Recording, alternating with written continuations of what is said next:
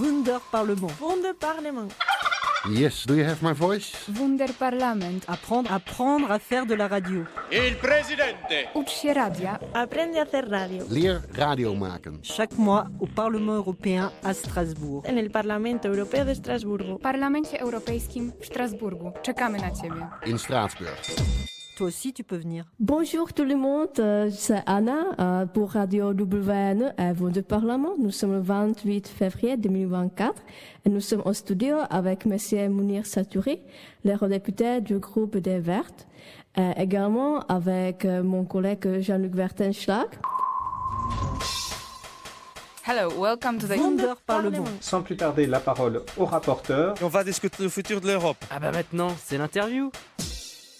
Et aujourd'hui, on va parler sur un sujet qui est très intéressant, notamment pour des étudiants. On va aborder le parcours personnel de Monsieur Satouri. Alors, restez chez nous. Je voudrais commencer par la pétition qui vise à interdire des stages non rémunérés, laquelle on peut maintenant trouver sur le site web des groupes verts. Mon première question est pourquoi cette pétition? Parce que, si je ne me trompe pas, le juin 2023, la directive qui devrait interdire des stages non rémunérés, c'était déjà voté. Alors pourquoi il y a besoin de pétition? Alors, je vais apporter une nuance à ce que vous avez dit. Il n'y a pas de directive pour interdire les stages non rémunérés. Et d'ailleurs, c'est pour ça que cette pétition existe. On a eu un rapport législatif, donc une initiative des députés que nous avons portée, nous écolos. Et ce texte demande à la Commission d'inscrire dans la programmation du travail du Parlement et des institutions européennes une directive qui interdise les stages non rémunérés. Pour l'instant, ça fait maintenant 8 mois que la résolution a été votée au Parlement. Cette résolution, elle demande une directive et que la Commission n'a pas bougé.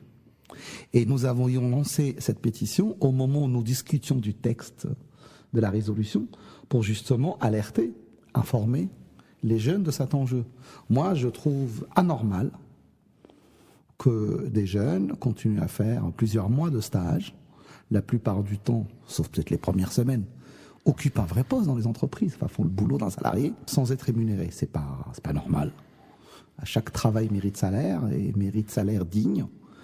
Et cette situation, elle est d'autant plus scandaleuse que depuis la crise de la Covid de 2019, plein d'indicateurs, des images, nous prouvent que la précarité des jeunes est quelque chose d'important au sein de l'Union européenne. Moi, je suis élu député européen français. Jamais nous n'avons vu autant de jeunes faire la queue devant les Restos du Cœur ou les associations caritatives pour avoir un colis alimentaire pour pouvoir se nourrir. Quand il y a des enquêtes d'opinion, beaucoup de jeunes disent qu'ils sautent un repas, ils ne mangent pas parce qu'ils n'ont pas les moyens de manger. Et c'est scandaleux cette situation. L'interdiction des stages non rémunérés n'est pas la réponse absolue à toute la précarité que vivent les jeunes, mais c'est une réponse. C'est une réponse. À partir du moment où un jeune, pendant ses études ou à la fin de ses études, intègre une entreprise et qu'il apporte une véritable contribution au développement de cette entreprise, cette quantité de travail qu'il amène doit être rémunérée. Et pourquoi pensez-vous que la Commission européenne n'a pas encore agi? Est-ce qu'il y a quelqu'un qui bloque Je ne peux pas répondre à cette question, il faudra peut-être poser la question à la Commission et au commissaire Schmitt, en l'occurrence, qui est en charge des questions d'emploi et d'affaires sociales. Nous n'avons pas chômé à la Commission emploi et affaires sociales du Parlement. On a travaillé sur plein de sujets.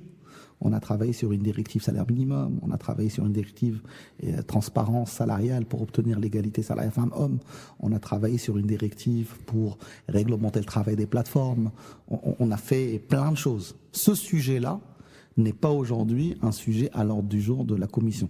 Je pense très vraisemblablement qu'il ne le sera pas jusqu'à la fin de sa mandature. Donc l'enjeu, c'est vraiment au début de la future législature en 2024, après l'élection de juin. Et donc moi je souhaite que cette pétition que nous avions lancée avec un objectif à l'époque d'atteindre 10 000 signatures, il y en a à peu près plus de 7 600, donc on n'est pas très loin de l'objectif. Moi je veux que ce sujet, et je vous remercie de m'interroger là-dessus, je veux que ce sujet soit un sujet de débat pendant la campagne. Il faut que durant cette campagne électorale, la question de la précarité des jeunes, le devoir que nous avons collectivement, nos responsabilités politiques, d'offrir à la jeunesse européenne les moyens de son autonomie. Ce débat très particulier sur les stages non rémunérés, il faut que ce soit un enjeu électoral. Donc moi, je souhaite que les jeunes le portent. Je veux être dépossédé de cette cause. Il faut que ce soit la cause des jeunes, que des collectifs partout en Europe interpellent tous les candidats, leur demandent de s'engager, y compris par écrit, à demain, au sein du Parlement européen, nous travaillerons à devenir une directive forte qui réglemente les stages des jeunes et les stages non rémunérés. Je veux que ce dossier-là nous dépasse les écologistes, dépasse ma petite personne, parce que c'est vraiment un enjeu de société. Je voudrais maintenant un peu donner plus clarité à notre auditeur qui savent, d'accord, il y a cette directive planifiée qui interdit des stages non rémunérés. Concrètement, est-ce que c'est tous les stages ou ça concerne, est-ce qu'il y a des exceptions? Parce que, par exemple, j'ai à l'esprit des cas d'étudiants à lycée ou collège qui ne sont pas encore 18 ans. Est-ce que ça va concerner aussi des stages pour eux? Ça va dépendre. Évidemment, moi je fais la différence entre un stage de découverte de métier de 4 jours et un stage de fin d'études de master de 6 mois. C'est pas la même chose. Et l'apport du jeune stagiaire ou de la jeune stagiaire à la productivité de l'entreprise, à sa rentabilité n'est pas le même. Donc oui, ça sera pas pour tous les stages, dans n'importe quelle condition, etc. Mais c'est tout l'enjeu d'un texte et d'un débat. Moi, j'ai pas l'habitude d'écrire les directives européennes tout seul. Je les écris à partir de la manière dont je pense les choses. Je les écris aussi avec mes collègues des autres groupes politiques. Je les écris en écoutant les associations et les fédérations qui représentent les jeunes, les syndicats européens, y compris les syndicats d'employeurs. On trouvera la formule qui réponde au cas particulier. Mais la règle, c'est tu peux pas, quand tu es une entreprise, enchaîner tous les 6 mois ou tous les ans des stagiaires que tu ne gardes pas, qui n'ont pas de statut, que tu ne rémunères pas, alors qu'ils participent à l'enrichissement de ton entreprise. Toutes les entreprises ne sont pas dans le même cas. Il y en a vraiment qui jouent le jeu d'accueillir les jeunes pour qu'il ait l'opportunité de finaliser son diplôme, parce que les stages peuvent être obligatoires, etc., qui jouent le jeu d'un engagement sociétal dans l'entreprise. Mais on a d'autres dont le fait d'accueillir des stagiaires est un modèle économique. Moi, on m'a rapporté, et c'est des syndicats très sérieux et engagés, que dans certaines entreprises, il y a 2-3 salariés, et les 10 autres, c'est des stagiaires. Et on les enchaîne les uns derrière les autres, et ça, c'est pas normal. Donc il faut mettre un stop, un arrêt à ces abus. Et de l'autre côté, la précarité des jeunes est une réalité. Et beaucoup de jeunes commencent leur vie professionnelle par des stages, et parfois par 2-3 stages d'affilée. Il faut que cette période-là ne soit pas synonyme de précarité, de pauvreté, de queue devant les associations pour recueillir les colis alimentaires ou de repas non pris. Il y a une véritable situation sociale et la question de l'autonomie des jeunes et de leur juste rémunération est un sujet. Et après, on saura faire, on sait faire dans cette maison, on sait produire des textes de loi qui font avancer un certain nombre de causes en concertation entre groupes dans la maison Parlement européen, mais aussi avec les acteurs de la société. Moi, en tant qu'étudiant, j'apprécie beaucoup cet effort. J'aimerais être payé pour mon travail que pour votre contribution. Oui, pour mon contribution à l'entreprise. Mais je peux imaginer qu'il y a aussi des voix critiques et je peux imaginer que ça peut venir des entreprises. Parfois, ils n'ont pas de financement suffisant pour payer des stagiaires, et même s'ils veulent accueillir des stagiaires, mais maintenant, si c'est interdire d'avoir des stagiaires non rémunérés, ça va leur empêcher d'accueillir des stagiaires. Mais c'est est-ce normal, que vous avez la réponse? Je connais personne aujourd'hui qui bénéficie d'un service gratuitement qui est content demain de le payer. C'est normal. Mais moi, mon job comme député, c'est l'intérêt général et pas l'intérêt particulier d'une entreprise qui profite du système et exploite les jeunes. Oui, ça fera des mécontents. Mais ça, c'est pas grave. Notre rôle, à nous, les élus du peuple, c'est de produire des lois qui défendent l'intérêt général. Oui, ça fâchera certains, mais c'est pas grave. C'est comme tous les progrès sociaux. Hein. Lorsqu'on a construit la directive salaire minimum, il y a des gens qui étaient pas d'accord et qui étaient contre et qui ont dit que ça serait un scandale. Cette directive est maintenant votée. Bientôt, elle sera transposée dans les droits nationaux européens et ça sera un progrès social. C'est l'histoire des conquêtes sociales. Au moment où on les arrache, et quand elles se mettent en place, ça fait hurler, ça fait parler certains sur certaines chaînes. C'est pas grave. L'essentiel, c'est d'avancer.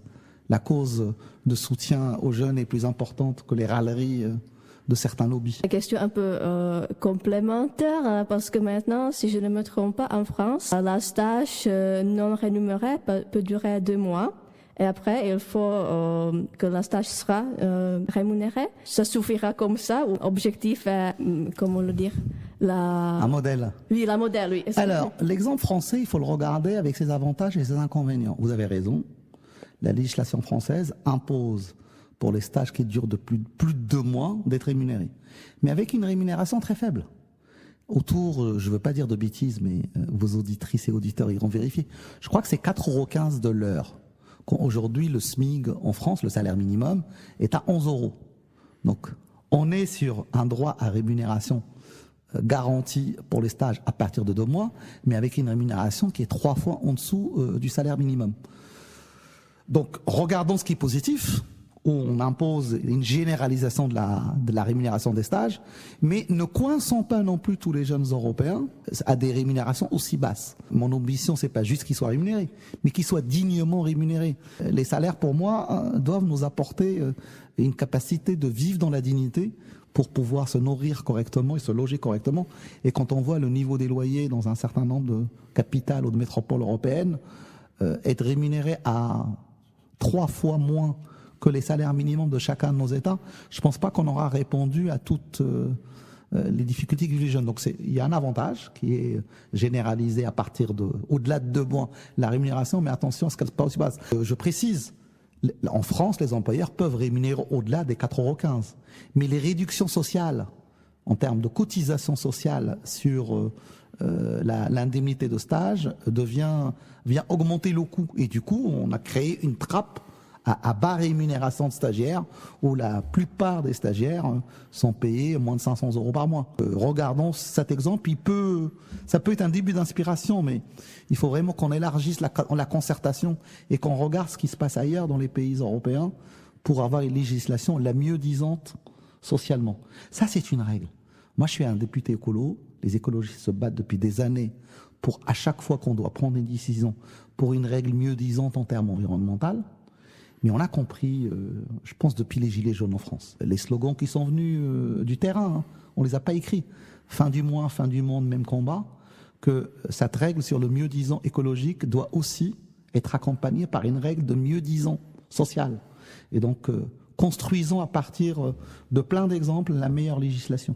La dernière question de cette partie concernant la pétition, c'est est-ce que vous avez l'expérience personnelle avec être mal payé pendant le stage? Oui, moi j'ai connu la précarité, pas en termes de stagiaire, mais en tant que salarié. Moi j'ai fini mes études et ma formation en 2000. En 97 en France, quand le gouvernement Jospin était arrivé en responsabilité, ils avaient inventé un dispositif qui s'appelait les emplois jeunes. Donc quand vous aviez moins de 26 ans et que vous étiez recruté par une collectivité territoriale ou une association, il y avait des aides pour la collectivité des associations, pour prendre une charge, une grande partie de votre salaire, mais au niveau du SMIC. Et donc, comme j'avais moins de 26 ans au moment où j'ai commencé à chercher un boulot et que j'avais fait le choix de bosser dans le domaine du social et de l'insertion professionnelle, j'étais rémunéré au SMIC, alors que je faisais le même boulot que des collègues dans le bureau d'à côté, qui eux étaient rémunérés 2,5 fois le salaire. Bon, je suis resté sous ce statut pendant 1 an et demi, ça m'a fait mon expérience et après j'ai été recruté dans une autre structure à un meilleur salaire, etc. Donc, j'avais un contrat de travail, mais quelque part, j'étais rémunéré comme si j'étais un stagiaire. J'ai connu la précarité et ça a certainement orienté et mes choix professionnels et mes engagements politiques.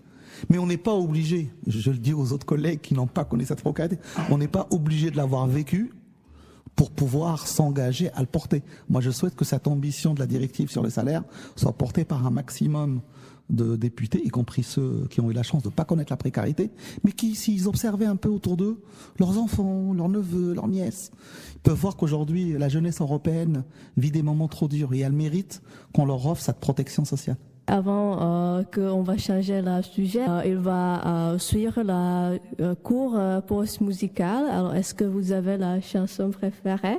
J'ai réfléchi tout à l'heure, mais je dis que j'ai déjà oublié. Vous allez m'aider, vous l'avez vu. Tracy Chapman.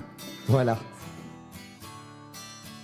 Don't you know, we're talking about a revolution. Sounds whisper. Don't you know?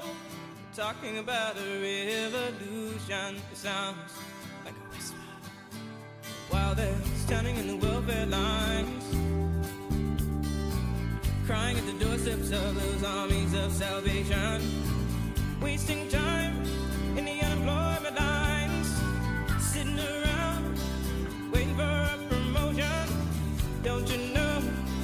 Talking about a revolution. It sounds like a whisper. Poor people gonna rise up, get their share.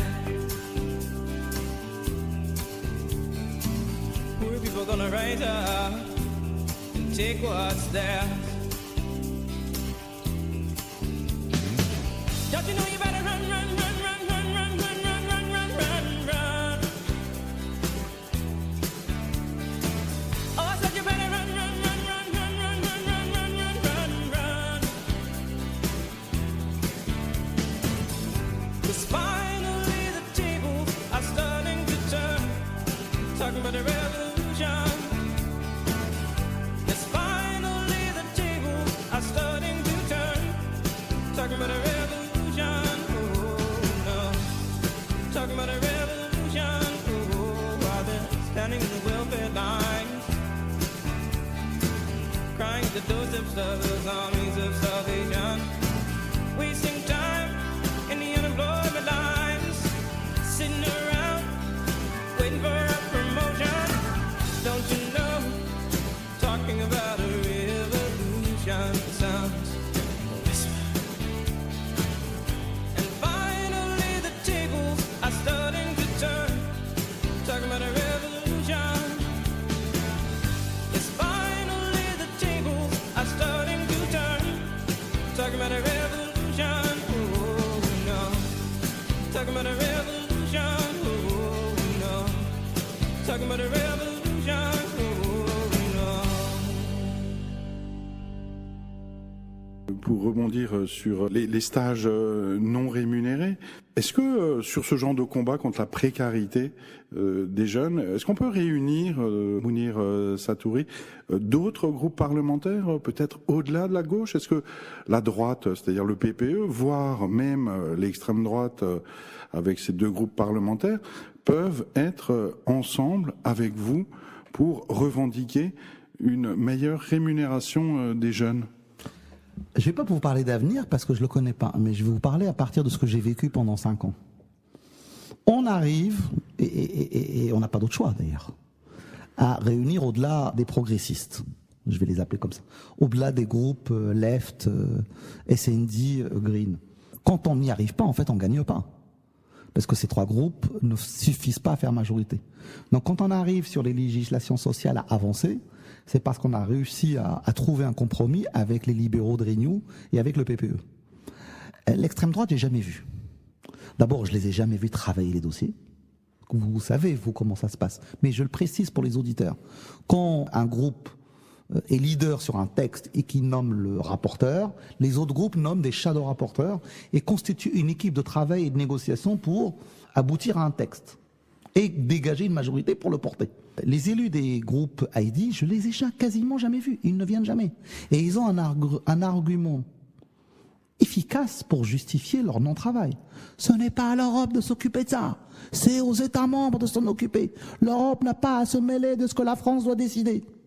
Et donc, on ne les voit pas contribuer par des amendements, par des réunions de travail. On essaie de se convaincre les uns les autres. Et à la fin, ils viennent dire que c'est pas de la compétence. Moi, ma collègue qui était rapporteur fictif pour Heidi quand on a fait la directive salaire minimum, on l'a jamais vu. Et quand on a trouvé un compromis, elle est venue dire c'est pas l'Europe de s'occuper du salaire minimum en France, que l'Europe se mêle de ce qui la regarde, ça ne vous regarde pas, c'est une compétence nationale. La seule chose qui sauvera nos concitoyens de la pauvreté, de la précarité, c'est l'État-nation, c'est pas l'Europe. Donc moi je crois qu'on a le devoir d'aller rechercher une majorité large pour faire avancer ces questions-là. Je crois pas un instant que l'extrême droite peut, à un moment ou à un autre, être un allié. D'abord parce qu'en fait, ça les intéresse pas que l'Europe fonctionne, qui continuent à être des eurosceptiques, et ils préservent la primauté des États-nations. Moi, je pense l'inverse. Depuis que je suis député européen, j'ai constaté que quand ça fonctionnait pas, c'était pas à cause de l'Europe ou du Parlement européen, mais à cause des États, à cause des égoïsmes nationaux. Quand est-ce qu'on n'y arrive pas quand on veut faire du mieux socialement? C'est quand les intérêts de la France ne sont pas les intérêts de l'Allemagne, qui sont en contradiction avec les intérêts du Luxembourg et qui correspondent pas aux intérêts de l'Espagne. Et qu'on n'arrive pas à trouver un accord avec le Conseil quand on fait les trilogues. C'est là que ça n'avance pas. Je vais vous prendre un exemple concret. La directive transparence salariale. Son objectif, c'était d'obliger les entreprises à faire la transparence sur les salaires pour qu'on puisse constater les différences de salaire femmes-hommes et pour aider à la réduction des inégalités salariales femmes-hommes. Donc c'est une idée tout à fait louable, surtout dans le débat société, y compris chez les jeunes aujourd'hui. Cette discrimination n'est pas normale. Moi, en tant qu'écolo, quand on commence à vouloir discuter du texte, nous voulions cette transparence à partir de 10 salariés. Le discussion avec les autres groupes, droite et libéraux, oui, mais contraintes pour les entreprises, toujours les mêmes arguments. Difficultés pour les entreprises, procédures administratives, on va les assommer de bureaucratie, machin. Quand il faut demander des réductions sociales sur les charges, ils trouvent le temps, les entreprises. Quand il faut publier les salaires pour faire la transparence, c'est compliqué. Bon, bref. Le compromis qu'on trouve dans la maison Parlement, c'est 50 salariés. Transparence à partir de 50 salariés. On l'accepte. On n'est pas satisfait, mais on l'accepte. Et puis, pendant les discussions avec le Conseil nous dit « Oh, c'est une excellente idée, vous avez raison. C'est la mère des batailles, l'égalité salariale femme. On va la faire à partir de 500 salariés. » Et à la fin, on l'a faite à partir de 100. Donc, quand ça n'avance pas, c'est pas le Parlement, c'est pas l'Europe, c'est les égoïsmes nationaux, c'est les États-nations. On peut peut-être rappeler le Conseil, c'est quoi? Le Conseil, c'est l'instance, c'est la troisième institution européenne après le Parlement et la Commission qui réunit les chefs d'État ou de gouvernement. Donc c'est les représentants de la France, de l'Allemagne, et sur certaines législations, ils sont co-législateurs au même titre que nous, les 705 députés élus par les peuples européens. Donc ils ont un pouvoir de législation. Une fois qu'on a voté au Parlement, on doit se mettre d'accord sur le texte en question avec le Conseil pour que le texte devienne définitif. Et donc on est passé de 50 salariés dans le Parlement à 100 à cause des États membres. Voilà. Ils se sont mis d'accord en disant on ne va pas alourdir, embêter nos entreprises. Wonder Parlement. In Straatsburg. Est-ce que, à l'instar de collègues eurodéputés de gauche, vous refusez systématiquement tout dialogue avec les députés européens d'extrême droite? Ou bien est-ce que... Ah mais moi je leur parle pas. Quand je dis je leur parle pas, c'est je leur parle pas. Ça m'est impossible. Quand on écoute leur discours, quand on comprend leur idéologie, les discours de haine. Alors moi, avant-hier, j'ai une de mes collègues, Karim Adeli, rapportrice sur le directive permis, où un élu du Rassemblement national a mis une députée française, entre parenthèses, écologiste. J'espère que on va interdire en France les permis algériens. Elle a été renvoyée à son origine. On ne peut pas parler avec les semeurs de haine, avec les racistes et les xénophobes. Donc le système démocratique européen fait qu'ils ont le droit de se présenter aux élections et d'être députés. Moi, j'ai aucune obligation de leur parler, donc je leur parle pas. D'accord. Pour être militant aujourd'hui, on aimerait bien connaître Mounir Satouri. Votre parcours, comment ça a commencé? Comment est-ce qu'on finit, on devient député européen? Enfin, qu'est-ce qui est à l'origine de cet engagement? Oh, je pense que c'est une envie de liberté et de démocratie dès le plus jeune âge. Moi, je me suis... D'abord, j'ai peut-être un parcours singulier. Ma vie a commencé, et ma vie militante, de l'autre côté de la Méditerranée. Moi, j'ai vécu au Maroc jusqu'à l'âge de 16 ans, jusqu'en 91. Mon papa était immigré français, comme beaucoup de gens de sa génération. Il est venu travailler en France après la Deuxième Guerre. Mais il n'avait pas fait le choix du regroupement familial et faisait les allers-retours entre la France et le Maroc. Et je me suis engagé pendant la Première Guerre du Golfe.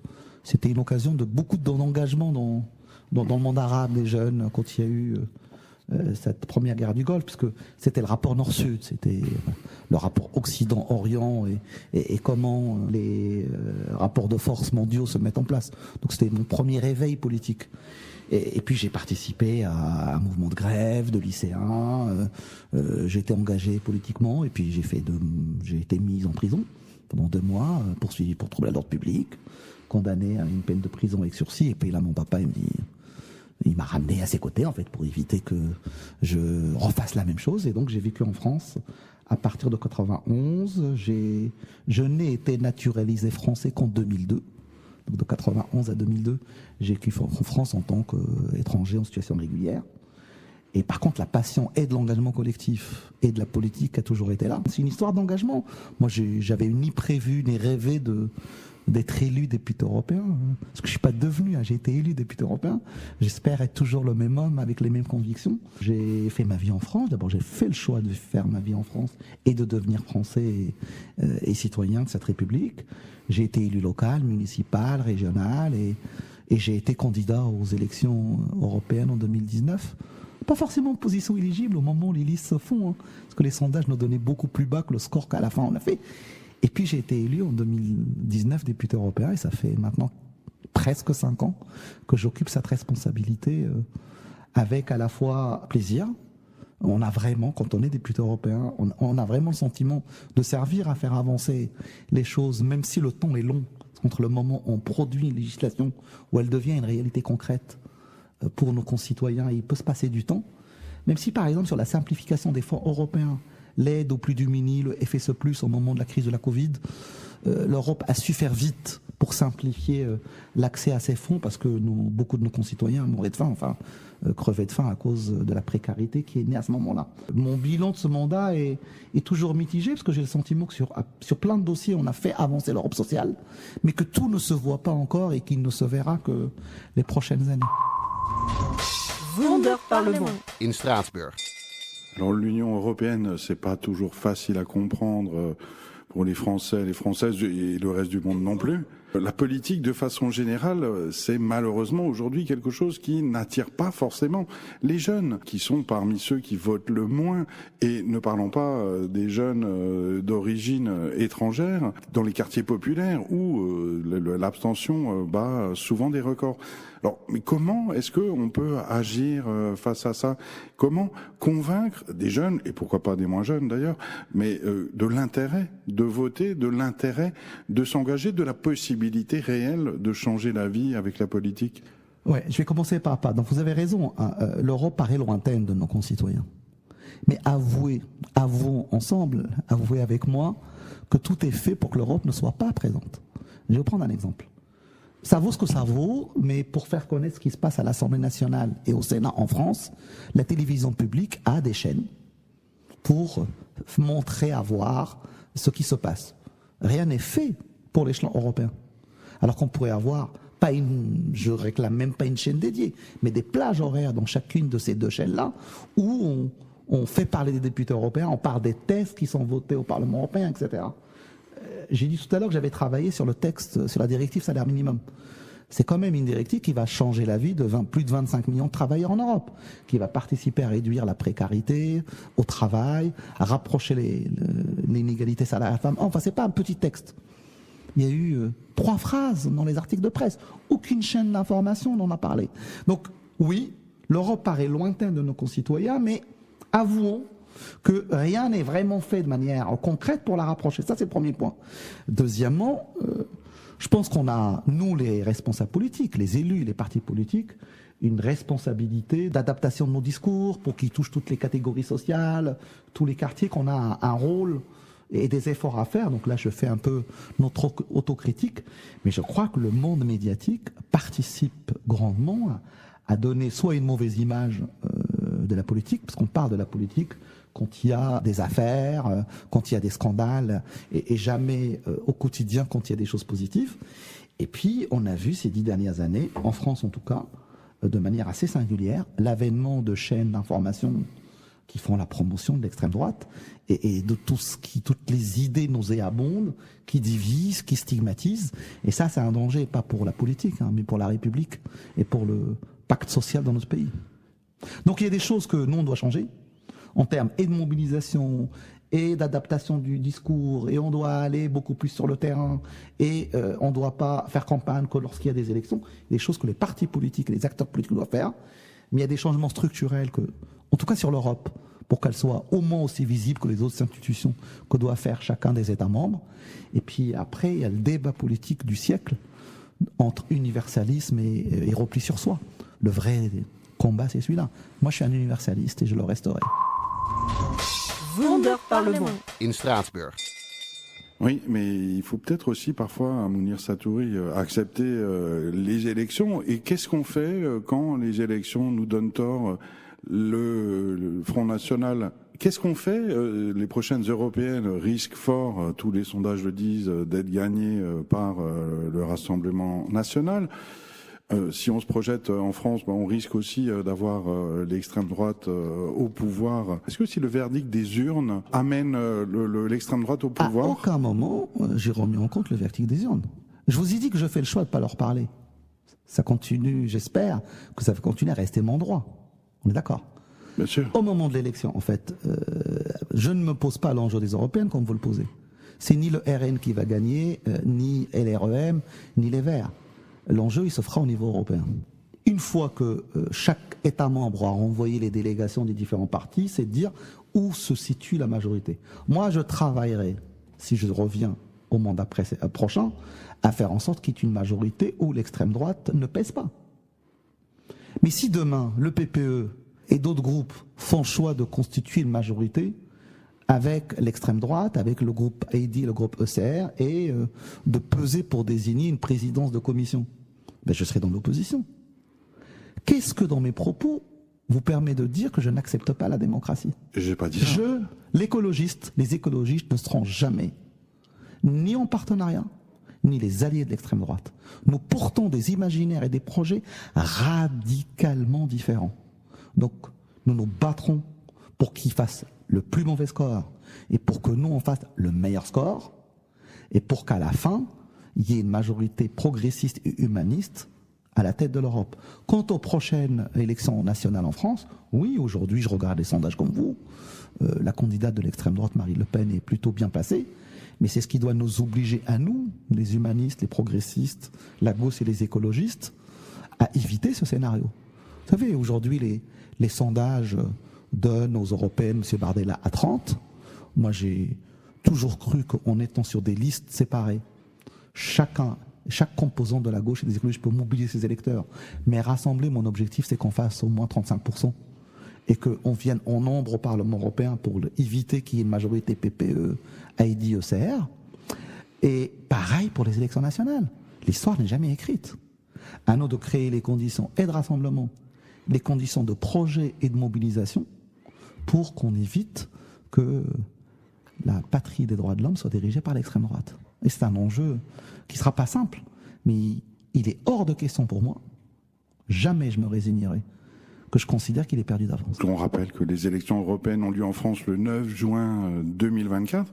Peut-être l'occasion de faire aussi un retour sur la mandature passée. Mounir Satouri, vous êtes élu depuis 2019 au Parlement européen. Quels sont les dossiers sur lesquels vous vous êtes battu et comment ça s'est passé? Quand vous dites vous, Mounir Satouri ou le groupe Vert? Allez, on va, puisque c'est un entretien assez intime, j'ai parlé pour moi. Wunderparlement. In Straatsburg. Un des premiers textes sur lequel je travaille, c'est le Fonds de transition juste. C'est un nouveau fonds européen. Je vais l'expliquer en détail. Aujourd'hui, les fonds structurels européens, c'est ce que sur la question sociale permet de faire les choses les plus concrètes. Il n'y a pas de mission locale en France qui fonctionne sans l'aide financière du Fonds social européen. Dans beaucoup de territoires, il n'y a pas d'équipement public, gymnase, stade, bibliothèque, médiathèque, qui sont construits sans le concours financier du FEDER, du Fonds européen. Moi, je suis écolo, je suis plutôt engagé sur les questions sociales, et j'ai participé à l'avènement d'un nouveau fonds qui s'appelle le Fonds de transition juste. C'est un fonds qui s'adresse dans les régions qui ont une économie à prédominant charbon et énergie fossile pour aider à la transition écolo.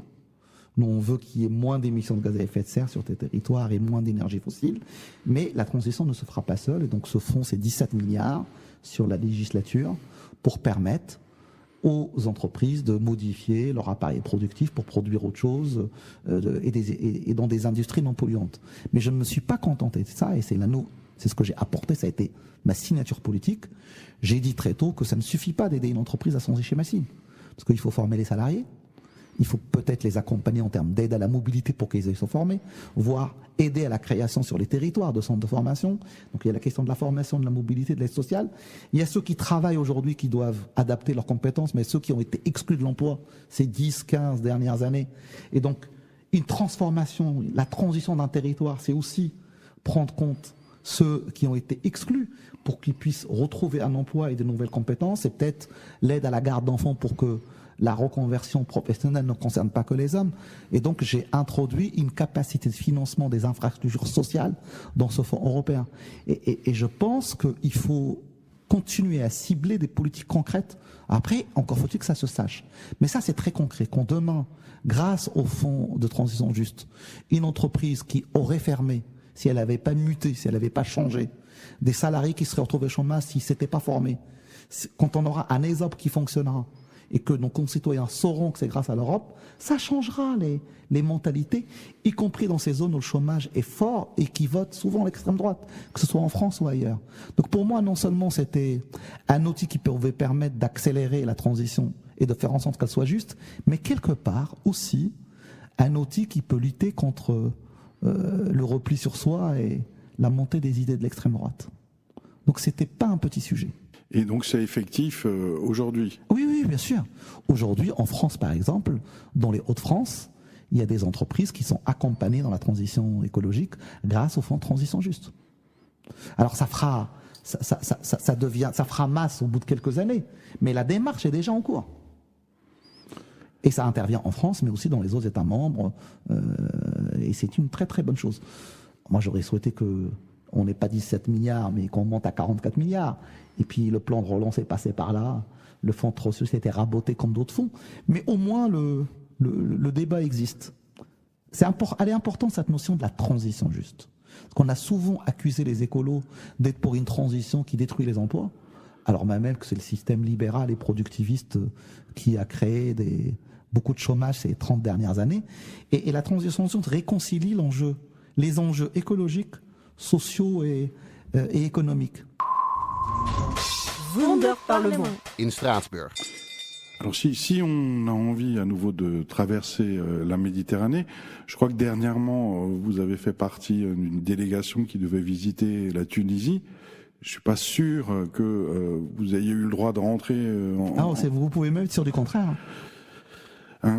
Donc, est-ce que pour ceux qui n'ont pas forcément suivi toutes les négociations et ce qui s'est passé entre l'Union européenne et la Tunisie, qu'est-ce que aujourd'hui, quelle est la relation de l'Union européenne avec la Tunisie et qu'est-ce qui est en place et est-ce que ça correspond aux valeurs que vous portez, les négociations et les contrats qu'on signe avec les pays du Maghreb pour empêcher les migrants d'arriver jusqu'en Europe?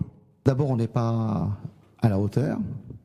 La Tunisie, depuis 2011 et le printemps arabe, était le dernier pays où la transition démocratique pouvait être une victoire. On était plein d'observateurs occidentaux, européens, à être attentifs à la réussite de la transition démocratique et à la révolution tunisienne. Et pendant cette phase de transition, en termes de soutien économique, en termes d'appui, en termes d'accompagnement, y compris de l'apprentissage démocratique, on n'a pas été à la hauteur. On n'a pas été au rendez-vous. Et puis un jour, un système autocratique se met en place. Il faut rappeler ce qu'est le régime de M. Kais Saïed d'aujourd'hui.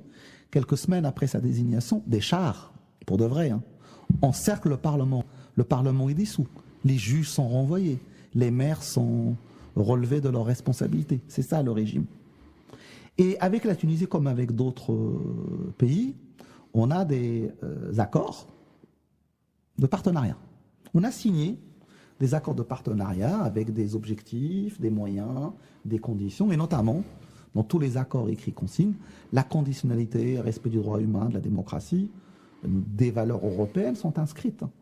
C'est pas une invention des écolos de Mounir Satouri, mais c'est l'habitude européenne.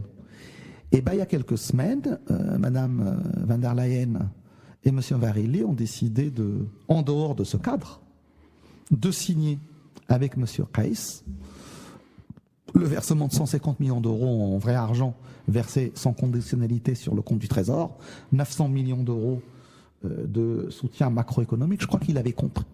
Ma crainte, c'est que M. Reiss ait compris que c'était une subvention. En fait, c'est des emprunts conditionnés pour la relance économique et c'était conditionné à la signature avec le FMI. Et donc, il a eu le sentiment d'avoir gagné le milliard. Et en dehors des clauses de respect de droits humains, de la démocratie, etc. Et à la même période, des propos racistes et xénophobes contre les migrants subsahariens qui amènent à des ratonnades dans les rues, enfin, un vrai scandale, et un emprisonnement de tout ce qui ressemble à un contradicteur politique ou un opposant. Et dans ce contexte-là, on signe. En dehors du cadre, sans débat, sans respect du Parlement européen, on signe avec comme seule contrepartie de bloquer les migrants de l'autre côté de la Méditerranée. Et ça, si quelque chose pouvait me mettre hors de moi, c'est bien ça. Ça s'est retourné contre eux, parce qu'à la fin, comme l'argent qu'il a cru attendre n'était pas au rendez-vous, il a fini par renvoyer 60 millions en leur disant « je n'ai pas besoin de votre charité ». Et nous, comme parlementaires, c'est la première fois de l'histoire que ça arrive. Une délégation officielle de la Commission Affaires internationales devait se rendre sur place.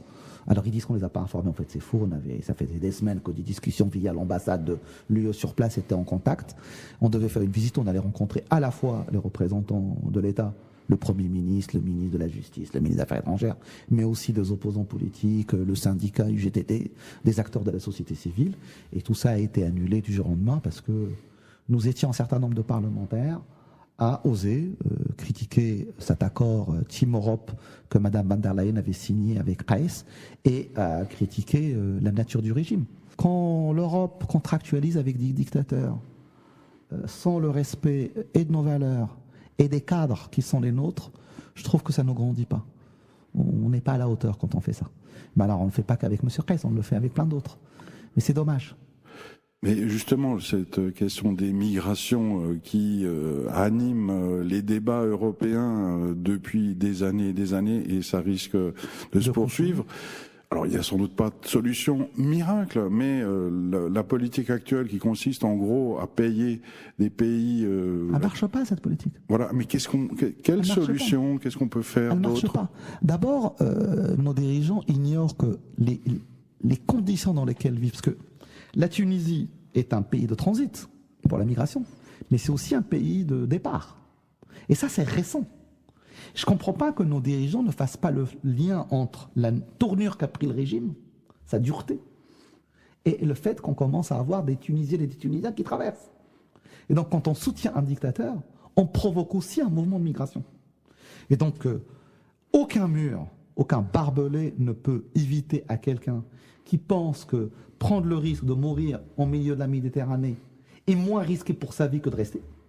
Donc il faut que les Européens se rendent ça en tête. On ne parle pas des gens qui prennent un avion en première classe pour venir en Europe. On parle de quelqu'un qui se dit, pour ma vie ou pour celle de mes enfants, c'est moins risqué de monter dans un bateau de fortune en prenant le risque de me noyer au milieu de la Méditerranée que de rester ici. Tant qu'il y a ça, on n'empêchera pas des personnes d'avoir envie de partir. Et j'affirme que plus de démocratie, des politiques de coopération beaucoup plus équitables, que quand on coopère avec les pays de l'autre côté de la Méditerranée, c'est d'abord dans l'intérêt de nos entreprises, y compris quand on subventionne. La contrepartie, c'est que les entreprises européennes doivent avoir les marchés.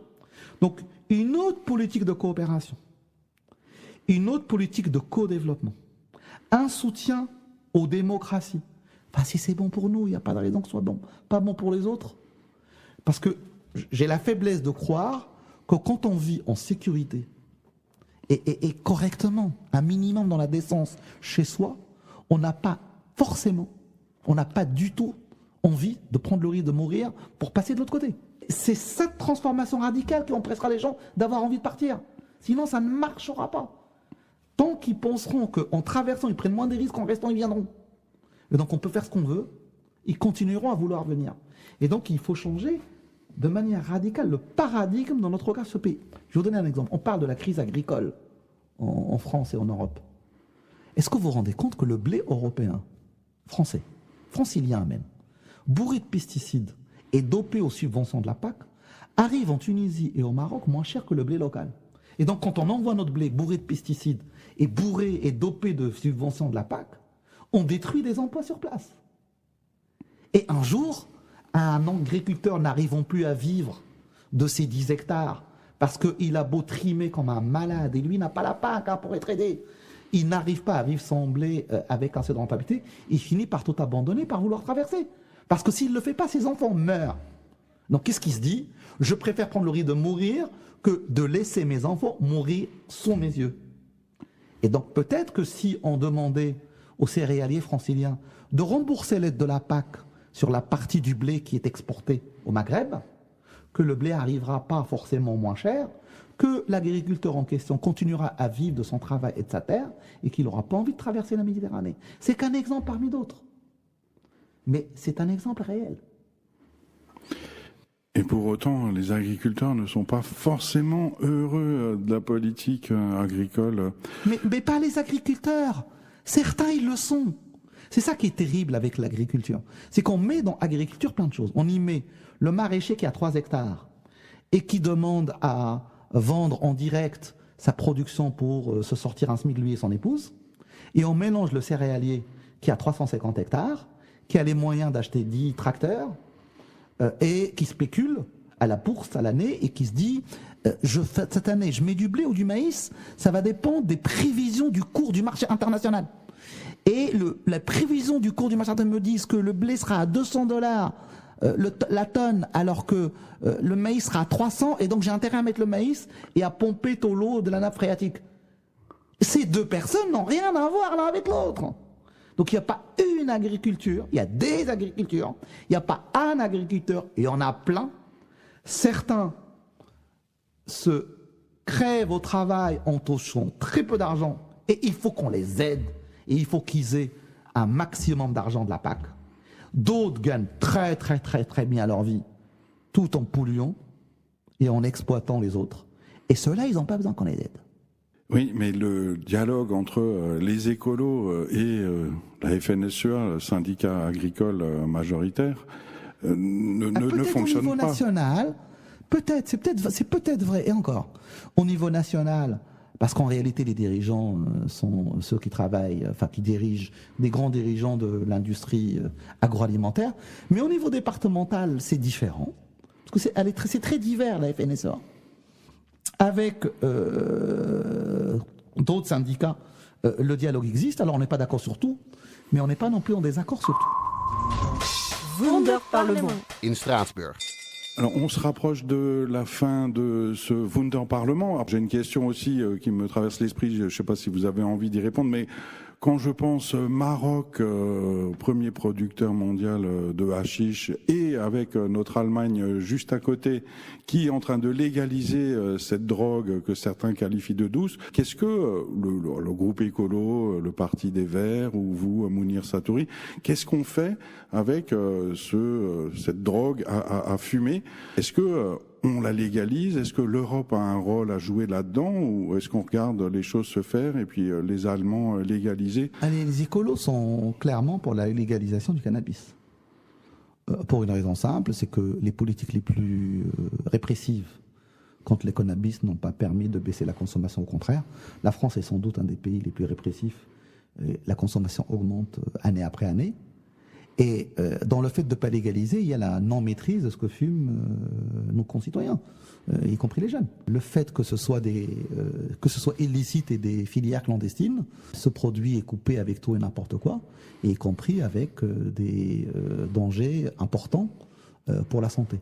Donc, vaut mieux encadrer cette pratique qui existe et de l'encadrer de manière forte. Et il faut que ce soit un débat démocratique et un choix législatif, que de continuer à faire la politique de l'autruche, à éviter de regarder la réalité et à laisser nos concitoyens, jeunes et moins jeunes, être exposés à tout et n'importe quoi quand ils fument. Donc on est clairement pour un encadrement par la légalisation, oui. Et donc l'Union européenne, le Parlement européen n'ont aucun pouvoir en la matière? Jamais creusé la question. Mais c'est pas tombé dans l'oreille d'un soir. Je vais regarder. D'accord. Bon, donc, en attendant, allons découvrir les joies du cannabis, mais il faut aller dans un pays où c'est légal. Là, vous caricaturez. Moi, je n'ai pas incité à fumer le cannabis. Et j'ai pas dit que mon modèle et mon rêve dans la vie était que les gens soient consommateurs de cannabis. Je dis, il y a aujourd'hui une réalité. La consommation de cannabis dans tous les États européens est une réalité. Dans les États membres les plus répressifs, ça n'a pas permis de baisser la consommation. Et que le fait que ce soit illicite fait que c'est beaucoup plus dangereux que si c'était contrôlé. Ne me faites pas dire ce que j'ai pas dit. Hein. Non, je voulais juste dire, allons fumer du cannabis dans un pays où c'est légal. Ok. Voilà. Donc, loin de moi de provoquer une illégalité quelconque. Alors, j'ai la dernière question pour finir notre interview. On a déjà dit qu'il ne faut pas utiliser des drogues pour la jeunesse. Est-ce que vous avez un message pour la jeunesse concernant pour des gens qui veulent se lancer en politique? Est-ce qu'il y a quelque chose que vous recommandez à ces gens? Emparez-vous des enjeux politiques. Emparez-vous de ces enjeux comme vous voulez, de la manière dont vous voulez. Évidemment, pour celles et ceux qui veulent s'engager, être élus, vous devez venir chercher vos places. Vos aînés doivent être forcés à vous laisser la place. Parce qu'en fait, on parle de votre avenir. Mais engagez-vous dans les discussions. Il y a 1001 manières aujourd'hui de s'engager. On signe des pétitions en ligne, on participe à des rassemblements, on soutient des causes qui nous sont chères. Moi, c'est tendance parfois à voir les gens de ma génération dire aujourd'hui c'est pas comme avant. Avant, on était beaucoup plus investis. En fait, non. Les modes d'investissement et d'engagement changent. Il y a un chiffre, moi, qui me glace. Aujourd'hui, on n'est pas capable de garantir à des enfants qui naissent cette année de la viabilité de leur planète dans 30 ans. Le jour où ils auront 30 ans. Donc en fait, ces enjeux-là vous concernent d'abord vous. Et donc, engagez-vous avec la forme que vous voulez, au degré que vous voulez, là où vous voulez, mais engagez-vous. C'était Mounir Satouri, eurodéputé du groupe des Verts. Merci que vous êtes venu chez nous. Merci à mon collègue Jean-Luc. Et merci pour l'invitation. C'était Radio WNE, Wunderparlement. Wunderparlement. Wunderparlement.